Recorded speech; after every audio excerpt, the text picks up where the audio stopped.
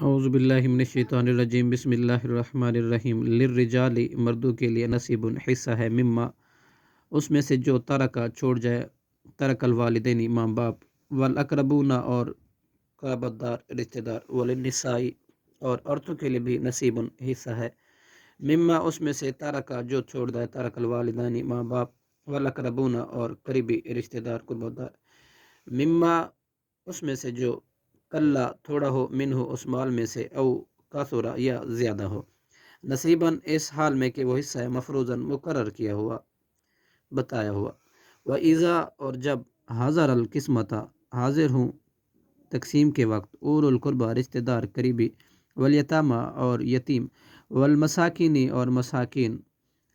فرزقوہم، تو تم دو انہیں، منہ کچھ، اس تقسیم ہونے والے میں سے، وقولو، اور تم کہو، لہم ان سے، قولاً بات، معروفہ، معقول،